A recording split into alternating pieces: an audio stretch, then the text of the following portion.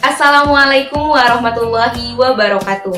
Selamat datang di video pembelajaran sejarah Indonesia kelas 11. Perkenalkan, nama saya Hasyiratul Hikmah dengan NIM 228817007. Saya mahasiswi pendidikan sejarah Universitas Sultan Ageng Tirtayasa.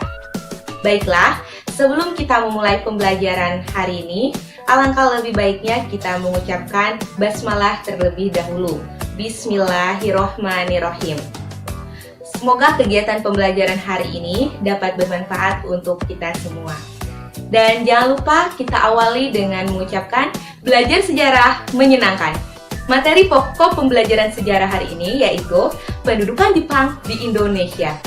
Adapun kompetensi dasar yang akan dicapai yaitu 3.5 menganalisis sifat pendudukan Jepang dan respon bangsa Indonesia.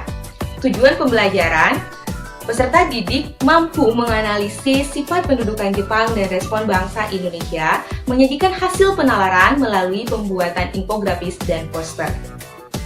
Apakah kalian sudah tahu bagaimanakah kedatangan Jepang di Indonesia? Bagaimanakah sifat pendudukan Jepang di Indonesia? Bagaimanakah respon bangsa Indonesia terhadap pendudukan Jepang? Jika kalian belum mengetahuinya, mari simak video penjelasan mengenai materi pendudukan Jepang di Indonesia. Terdapat 3 pokok pembahasan materi. Yang pertama, kedatangan Jepang di Indonesia. Yang kedua, sifat pendudukan Jepang di Indonesia. Dan yang ketiga, respon bangsa Indonesia terhadap pendudukan Jepang.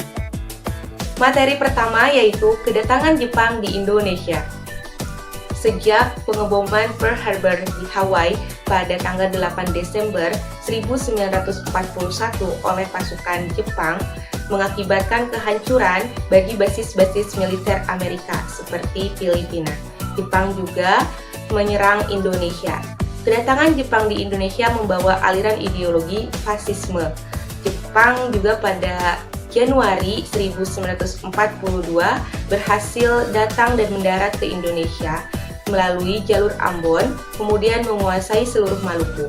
Meskipun pasukan Kenil dan pasukan Australia menghadang Jepang, tetap tidak membendung besarnya pasukan Jepang, sehingga membuat Tarakan di Kalimantan Timur, Balikpapan, Sumatera, dan Pontianak, serta Jawa dapat ditaklukkan oleh Jepang.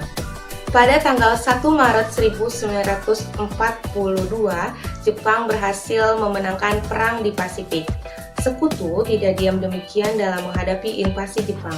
Sekutu yang terdiri dari Amerika Serikat, Inggris, dan Australia membentuk sebuah gabungan yang dinamakan ABDACOM. Gabungan ini bertujuan untuk menghancurkan Jepang, tetapi tidak dapat membendung pasukan Jepang pada saat itu dalam menguasai Jawa. Dan pada tanggal 5 Maret 1942, Jepang berhasil menaklukkan Batavia. Pada tanggal 8 Maret 1942, Jenderal Terpoorten atas nama Komando Pasukan Belanda atau Sekutu menandatangani penyerahan tidak bersyarat kepada Jepang yang diwakili oleh Jenderal Imamura. Pendatangan ini dilakukan di Kalijati, Subang. Pendatangan ini dinamakan sebagai Kapitulasi Kalijati. Kapitulasi Kalijati ini menandakan berakhirnya pemerintahan Hindia Belanda di Indonesia dan Indonesia di bawah kependudukan tentara Jepang. Pembahasan kedua yaitu sifat pendudukan Jepang di Indonesia. Untuk membujuk rayu simpatik rakyat Indonesia, Jepang melakukan propaganda. Ada 3 propaganda yang dilakukan Jepang. Yang pertama, Jepang mengaku sebagai saudara tua yang berperan penting dalam kemerdekaan di Asia. Yang kedua, Jepang mengeluarkan semboyan gerakan 3A, yaitu Jepang sebagai pemimpin Asia, Jepang sebagai pelindung Asia, dan Jepang sebagai cahaya Asia. Yang ketiga, Jepang berjanji kepada bangsa Indonesia memudahkan dalam beribadah haji dan juga menjual hasil produksinya dengan harga yang murah.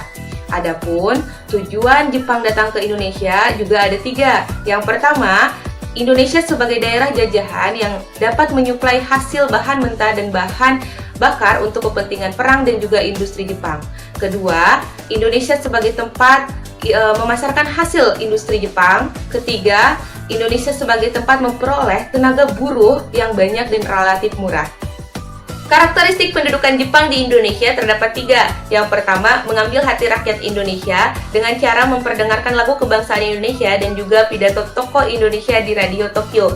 Yang kedua, yaitu dengan mengikut sertakan semboyan 3G, Gold Glory Gospel dalam kemerdekaan Indonesia. Yang ketiga, yaitu menyerukan propaganda dengan cara mengeluarkan semboyan 3A. Sistem pemerintahan Jepang di Indonesia. Kekuasaan atas wilayah Indonesia dipegang oleh Angkatan Perang. Angkatan Perang Darat, yaitu Rikugun, dan Angkatan Perang Laut, yaitu Kaigun. Kedua angkatan perang ini memiliki kekuasaannya masing-masing. Dan wilayah kekuasaan di Indonesia dibagi dalam 3 wilayah. Pembahasan ketiga yaitu respon bangsa Indonesia terhadap pendudukan Jepang. Ada beberapa faktor yang mempengaruhi kerjasama antara Jepang dan Indonesia. Faktor tersebut ialah faktor munculnya kebangkitan bangsa-bangsa timur, faktor munculnya ramalan Joyoboyo di kalangan masyarakat yang meramalkan akan ada orang-orang kate yang menguasai seumur jagung dan sesudah itu kemerdekaan akan tercapai. Yang berikutnya, faktor diperkenalkannya pendidikan barat, kemudian faktor kemenangan Jepang terhadap Rusia pada tahun 1905. Bangsa Indonesia sangat menyambut baik kedatangan Jepang ke Indonesia dan dieluk-eluk sebagai saudara tua yang akan membantu kemerdekaan Indonesia. Pada akhirnya, kaum intelektual dan kaum pergerakan sadar bahwa pendudukan Jepang sangatlah berbahaya terhadap rakyat Indonesia. Simpati rakyat Indonesia berubah menjadi kebencian sejak awal tahun 1944. Dan muncullah pergerakan terhadap Jepang, yaitu seperti gerakan 3A, Peta, dan Putra. Kemudian muncul beberapa perlawanan bersenjata terhadap pendudukan Jepang di Indonesia. Perlawanan tersebut terjadi di beberapa daerah, seperti di Aceh pada tanggal 10 November 1942, di Jawa Barat pada bulan Februari 1944, dan di Blitar pada tanggal 14 Februari 1945. Terima kasih banyak telah menyimak pembelajaran sejarah kelas 11 materi pendudukan Jepang di Indonesia. Kurang lebihnya mohon maaf. Wabillahi taufiq wal hidayah. Wassalamualaikum warahmatullahi wabarakatuh.